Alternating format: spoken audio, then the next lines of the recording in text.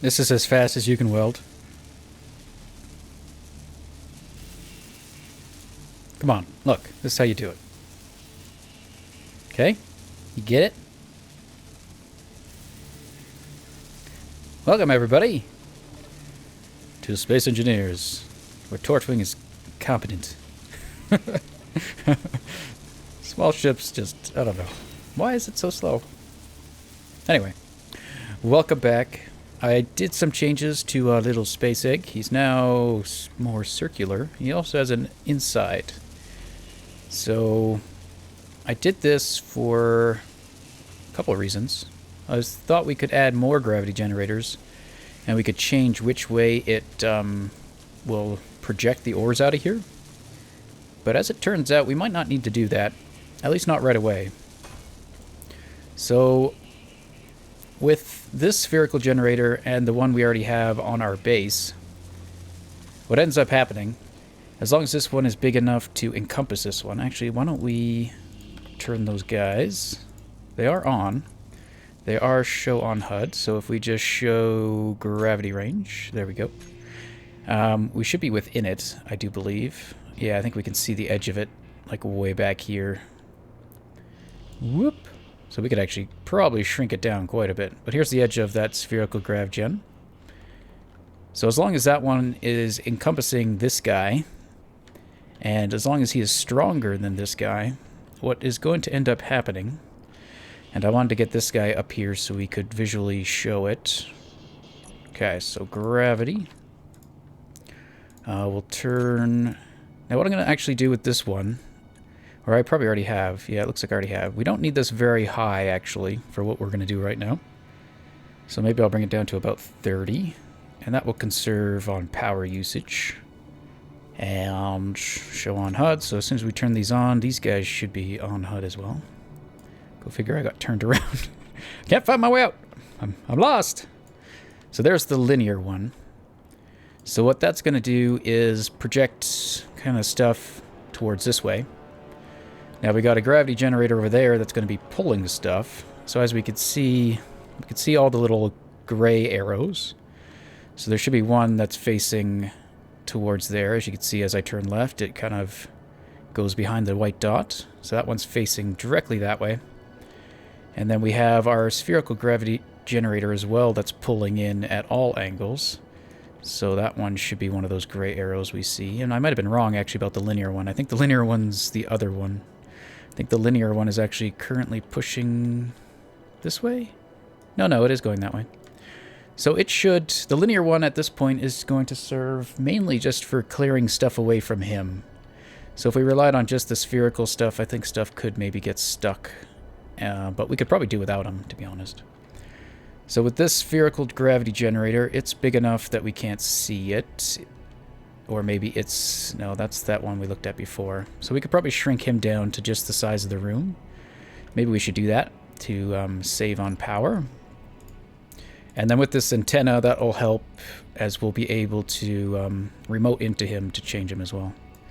Let's just bring it down to about that, just to get a visual. So that's almost the size of this cavern. So we could probably... yeah. We could probably get it just a little bit bigger. I could remote in, as I just said, but... Whoops. Okay, so that's linear. This one's that one. So we'll go to maybe 70. And we'll leave it at that. Because the other one's pulling in as well. All we want this guy to do...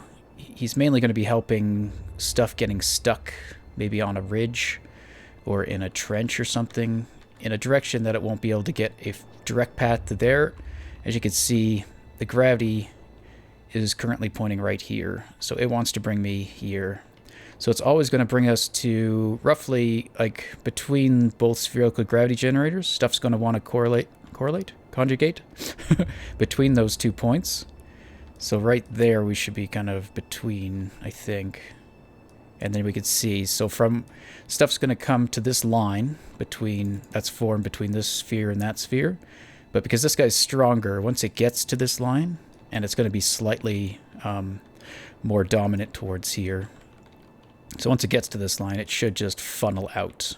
So currently it's working quite well.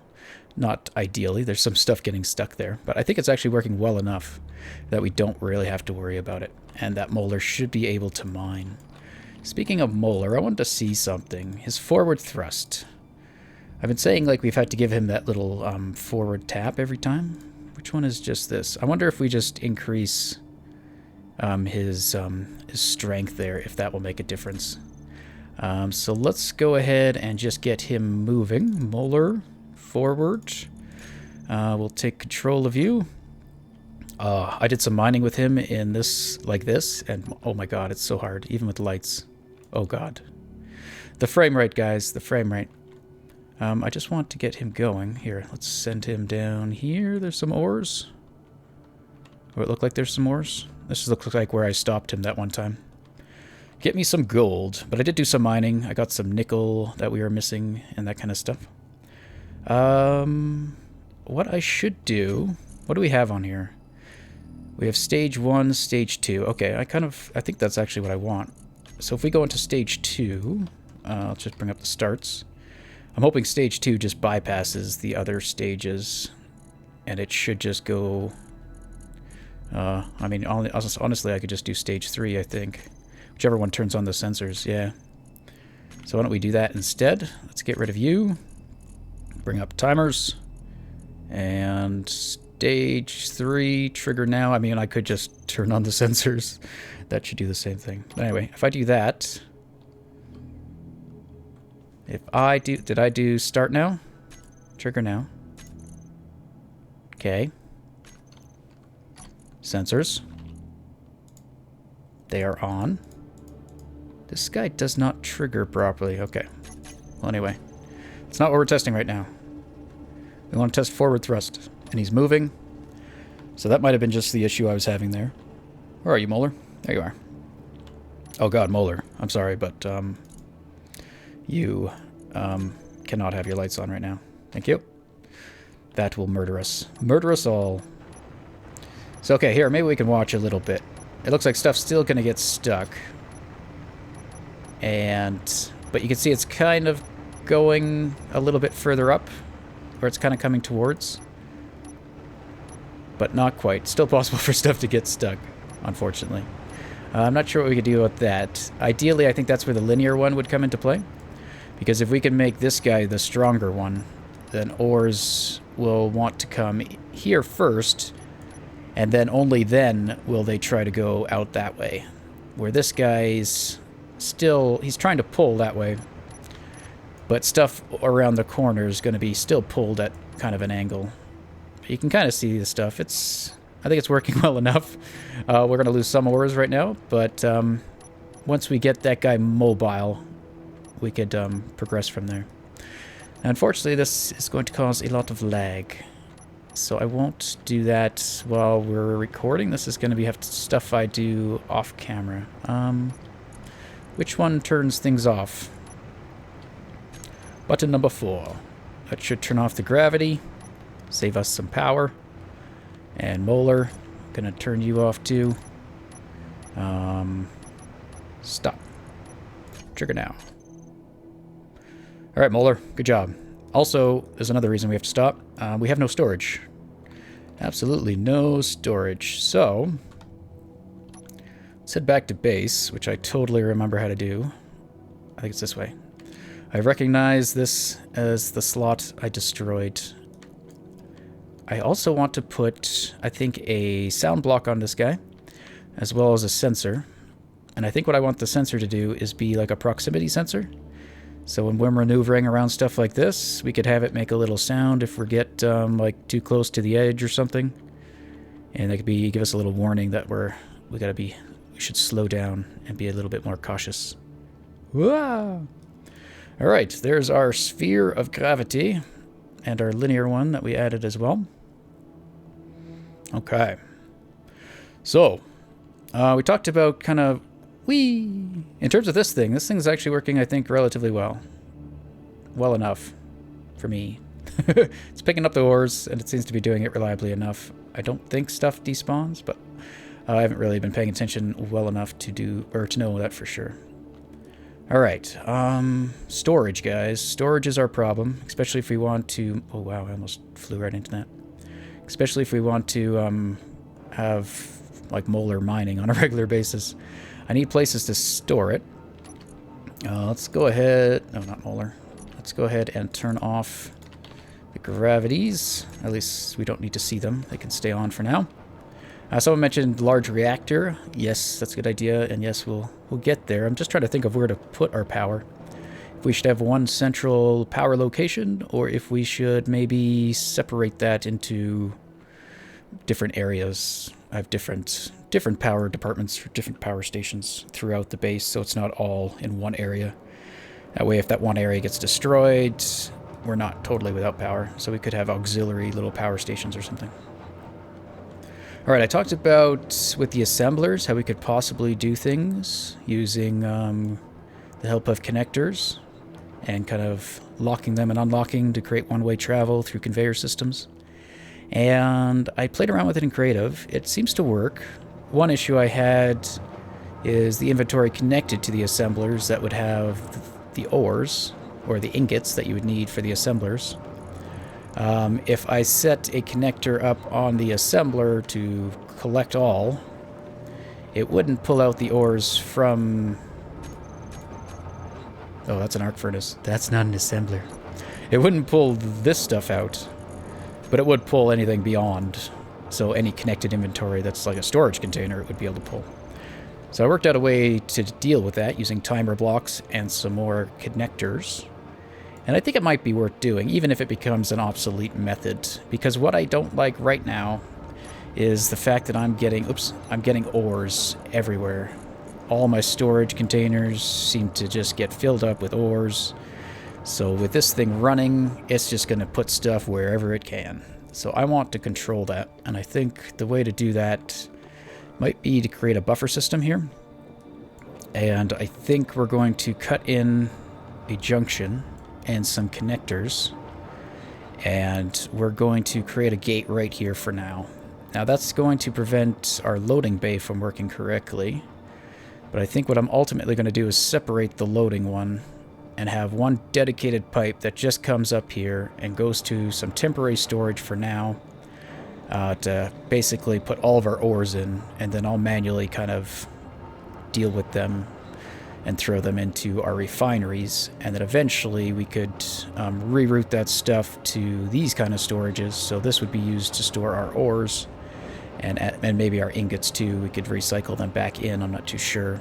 Or we could send our ingots out of the refineries the same way that we do it with the assemblers, and we would bring them into their own isolated container for the assemblers to pull the ingots for.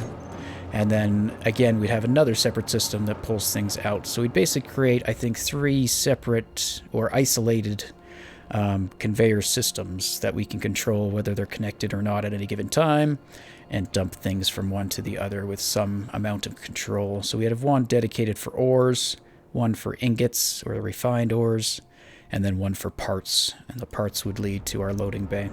So we'd still want this to be a loading bay, so we'd probably just run another pipe down.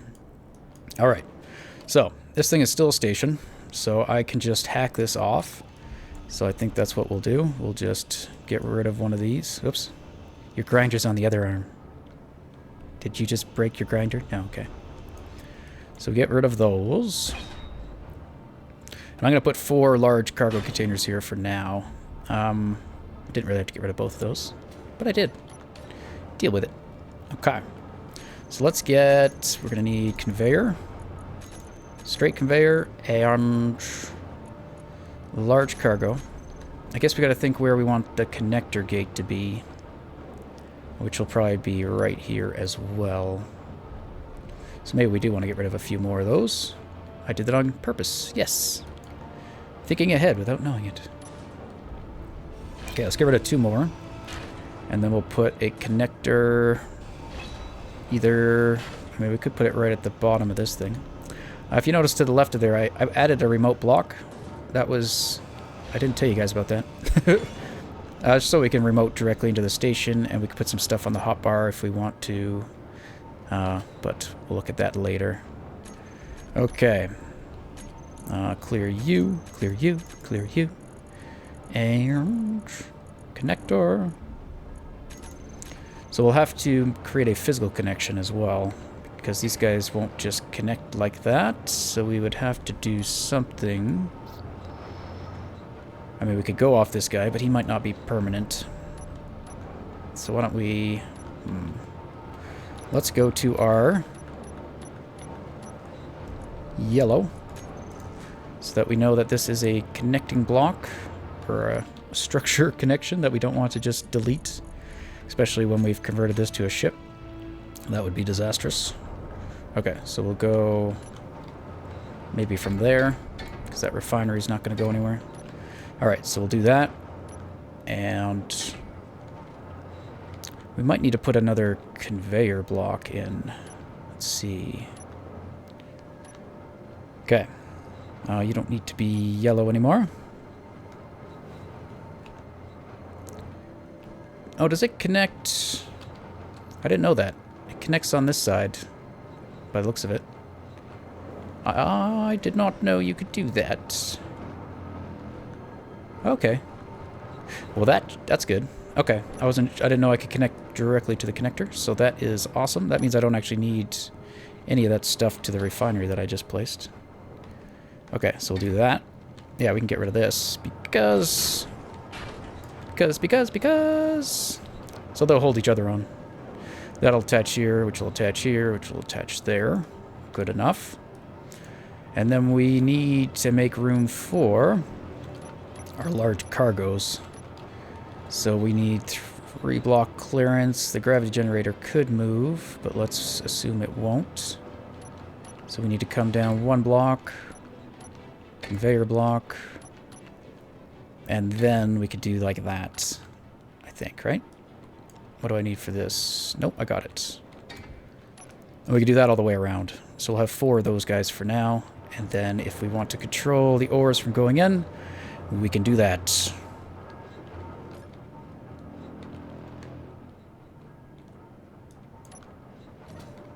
Ah! What a world.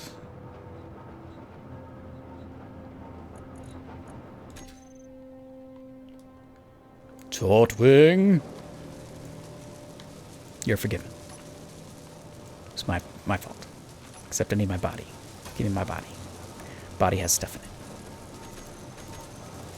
It's alright, Tautwing. I'll help. If I had more arms, I could weld faster. Shut up. You're not getting any more arms. But seriously, there's no reason why that should weld slower than my own welder. Come on. Come on. Come on.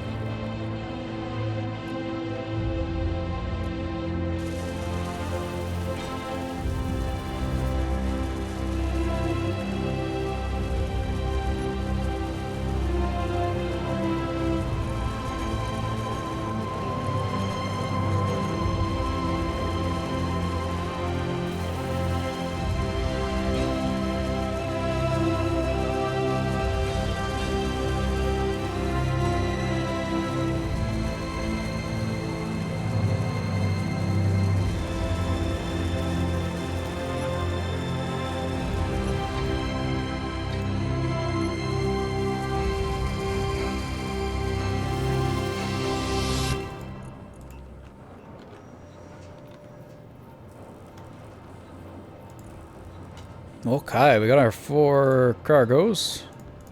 Now I want to figure out which one these guys are.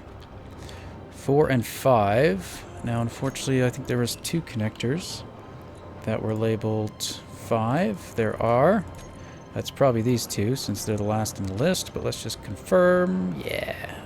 Okay, so those will be our gate. Currently they are unlocked, which means nothing should be able to travel between our buffer here. So we got our ore buffers. We've got 4 of them. There's some steel plates in there somehow. Oh, they got picked up by the gravity. So that's okay. That's actually a good example. Okay, so what we can see here is I can't drag... I can only drag into the buffers. I can't drag into the rest of my system. So what that means is this ore is not going to go any higher than this connector. So what I think we should do for the time being is set up a timer block, or maybe a couple here. So instead of having this gravity, just turning on the gravity via the generators, we should do two things. Whenever this is running, this gate should be open, so it should not allow stuff to go through. That way, while this thing is collecting ore, it's not going to send that ore into the rest of our area, and it won't like fill up all of our cargo containers, or it won't go into places we don't want it to go into, like a ship that happens to be docked. So if we had Tortwing docked up here, for instance, he wouldn't get full of ore, where currently his backside is is full of ore. If we look in his connector, he got stuffed full of ore, and I didn't have enough room in the station to get it out of him. Alright, so why don't we do that real quick. Let's, I think we're running low on time, unfortunately. Never get enough done. Always seem to ramble. So we're going to set up some timer blocks, and maybe we'll just put them right by the connector. So do we need... What do we want to do? We just want to toggle the lock and toggle the gravity. So theoretically, we should just need the one, assuming we don't ever interfere with that situation ever again. There are certain things I don't like doing, and we're about to do it when dealing with automation. Oh, what are we out of? Nothing. You just didn't look like you're welding. Okay. There was a bug where small ships would just stop welding. I believe they said it was fixed, but it doesn't seem to be completely so. So I don't like using the switch lock feature and stuff like that of things that only have a toggle. I prefer like when you can set something to be on, or you can set something to be off. So let's just look at this. Where did I put the control panel? Somewhere I probably can't get at it. You're brilliant, sir. Did I put it the only place I won't be able to get it? Anyway, let's just get access to it here. Timer block. And we can recall, or rename him, let's see here, gravity, storage, buffer. I guess. I'll probably rename that some other time. Alright, so what I meant to say, we'll probably create a group for the gravity gens, although we don't have to. So we could set him to toggle block on or off. I don't really like using these ones. I prefer to use this like a concrete on or off. That way it doesn't matter what state the thing is already in. If I give it a toggle on state, even if it's already on, it's going to remain on. Whereas if it happens to already be on and we give it a toggle, but our desire is to have it on, then it turns off. So this is okay so long as we don't have anything else that's going to mess with those gravity generators. So as long as we don't mess with them, basically. As long as instead of us turning these on, or whatever system is going to be used to turn these on, as long as we don't just do that. Then all we have to do is take one of these guys that I didn't rename, but he's connector 5 will do, and we'll switch lock with him. And then we could set this guy up to a buffer. Now it's currently in the state we want it to be, so that timer block, or I mean the connectors are currently unlocked, and the gravity generators are on. So if I now go to that timer block, timer, and why don't we just do a start so that we can get out of there. So what we should notice is when that thing stops blinking, those connectors should lock, and that gravity generator should turn off. Hey!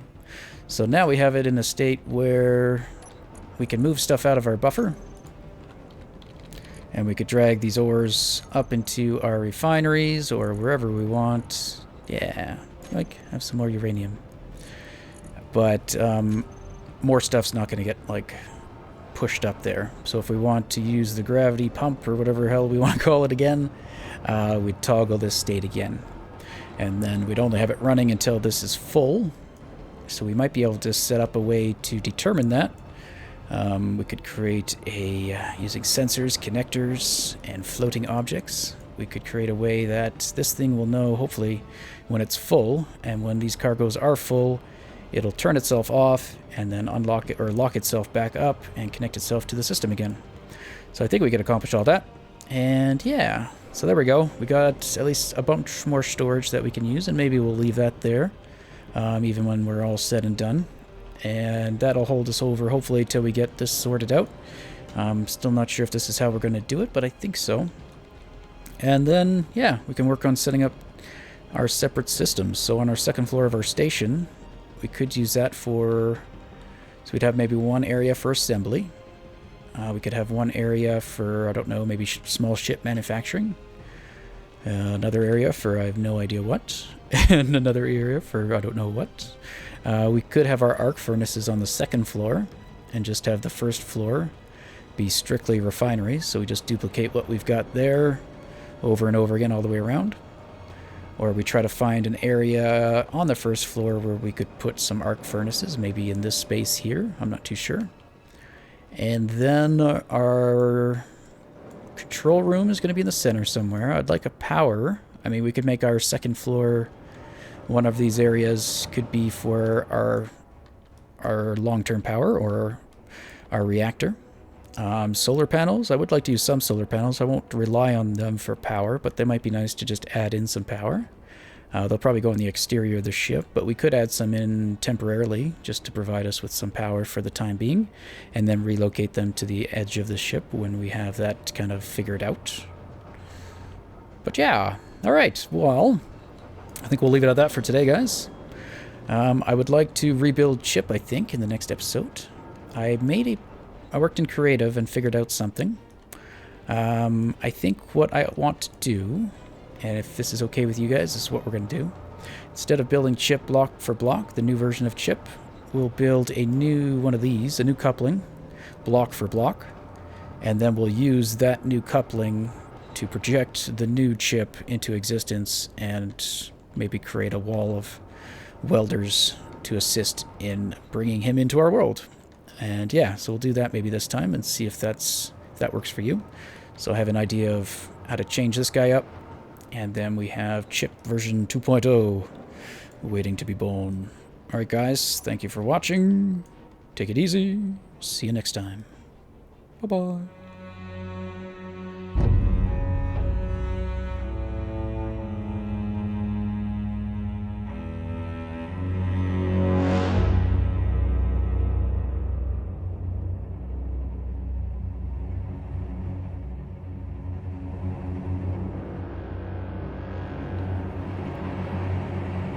Power problem.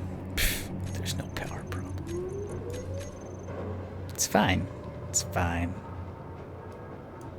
Except power outages will screw this up, apparently. It's now in the wrong state.